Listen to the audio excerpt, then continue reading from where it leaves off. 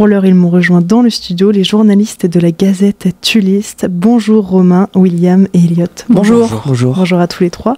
Merci d'être avec moi aujourd'hui. C'est la semaine de la presse dans les écoles. On sort un peu du cadre. Là, c'est la semaine de la presse tout court pour nous à la radio. Comment la Gazette Tulliste est-elle née ? Elle est née il y a 8 mois. C'était un jour, c'était au collège. Et je me suis dit pourquoi pas faire un journal. Et donc avec Elliot, on a eu cette idée de faire un journal numérique, vu que c'est beaucoup plus simple qu'un journal version papier et beaucoup moins coûteux. Alors pourquoi, comment cette envie est-elle venue de faire un journal ? Qu'est-ce qui vous a motivé ? Créer une source d'information fiable et unifiée à Tulle. Mais aussi dans toute la Corrèze, c'est donc la Gazette Tulliste, mais c'est pas uniquement Tulle, c'est l'info de toute la Corrèze, donc on partage beaucoup d'actualités, on couvre des événements, on fait des reportages pour partager l'actualité corrézienne.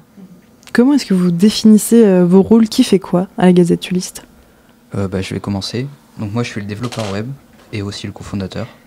Donc je m'occupe du site web et de la maintenance technique. Alors, comment c'est venu parce que j'imagine que tu n'as pas fait d'études là-dedans, tu es encore très jeune.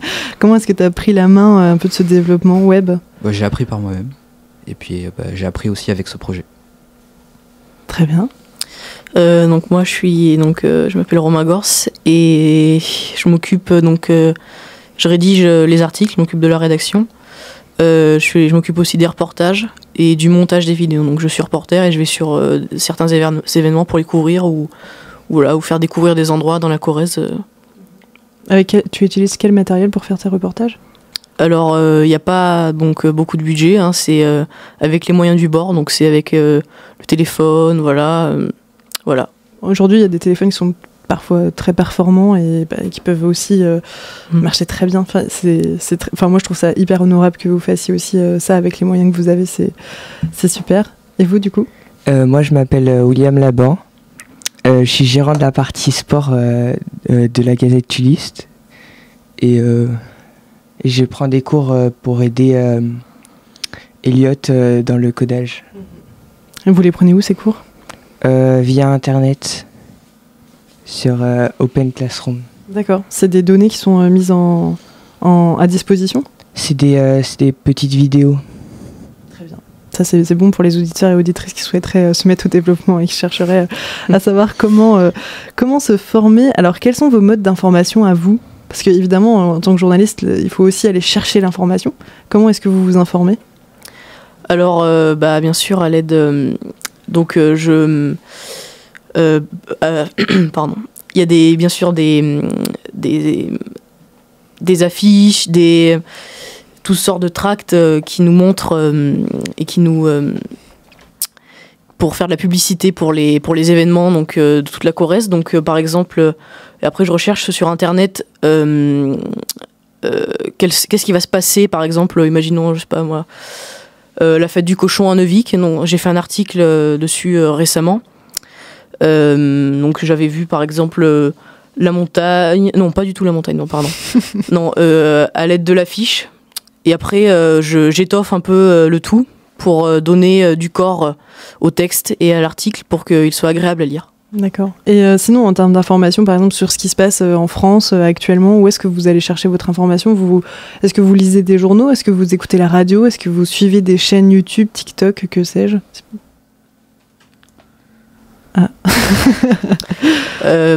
En fait, c'est plutôt, donc nous c'est pas trop, c'est vraiment la Corrèze, mais sinon chez nous, donc on fait aucun article sur toute la France, c'est vraiment un journal local, mais sinon chez nous, oui, je pense à titre perso, je veux dire, vous quand vous devez vous informer sur ce qui se passe autour de vous, par exemple. Certainement, oui. Internet, la télévision. Et les autres médias, oui. Qu'est-ce que c'est pour vous le métier de journaliste ? Est-ce que c'est un métier que vous souhaitez faire plus tard ou est-ce que c'est plutôt pour l'instant de l'ordre du plaisir ? Pas pour moi, mais je sais que... Moi, oui, c'est un métier qui m'intéresse fortement. C'est un métier fort et important. Il y en a besoin dans la vie de tous les jours pour tenir les gens au courant des derniers événements, des dernières actualités. Il y a toujours besoin d'une personne pour vous tenir au courant. C'est très important dans la vie de tous les jours. Sans les journaux, sans les reportages ou d'autres choses comme ça, ce serait très compliqué. Personne ne serait au courant de tout ce qui se passe autour de lui. Je trouve ça très important. Et vous, William? Moi, non, pas spécialement. Donc, pour vous, c'est plutôt une manière aussi de travailler sur un sujet qui vous plaît. Vous, par exemple, le sport, William, vous, le codage, plutôt de votre côté, le développement web. C'est ça. Donc vous souhaitez plutôt pas forcément poursuivre dans le journalisme. Non. Non, voilà, c'est ça. Mais ça reste quand même une expérience. Vous avez un peu... vous rédigez un petit peu, Elliot, ou pas du tout? Pas du tout. Vous, c'est purement le développement web. C'est ça. Et vous êtes que tous les trois à la Gazette Ulysse? Non.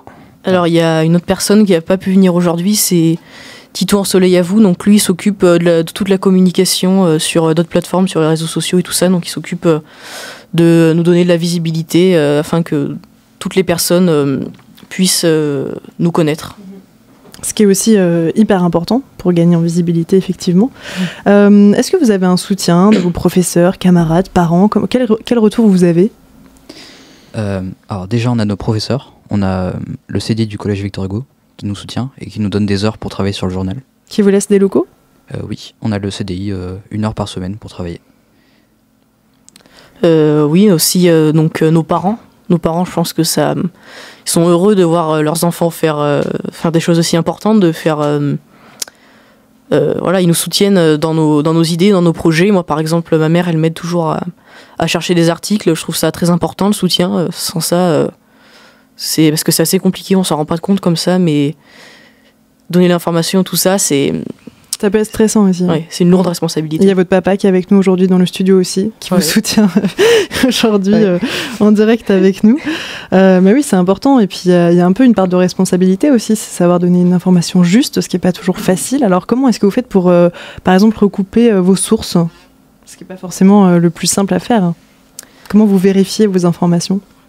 Alors, déjà, ce qui est sûr, c'est qu'on a tous, on sert tous d'informations, de sites ou de, par exemple, La Montagne. Ça, pour être informé, je trouve que c'est quand même une source d'information, relativement fiable. Hein. C'est sûr que, de toute façon, après, on vérifie en recherchant aussi, parce que si, bien sûr, il n'y a qu'une seule personne qui dit, par exemple, aujourd'hui, il va se passer ça, il s'est passé ça. Qu'une seule source. Qu'une seule source, ça va être... c'est sûr qu'on se dit tout de suite que c'est beaucoup moins fiable, c'est beaucoup plus hasardeux. Alors, vous, Romain, dans la question du métier de journalisme, est-ce que vous voulez poursuivre dans l'actualité plutôt locale ou est-ce que vous souhaitez aller plus loin?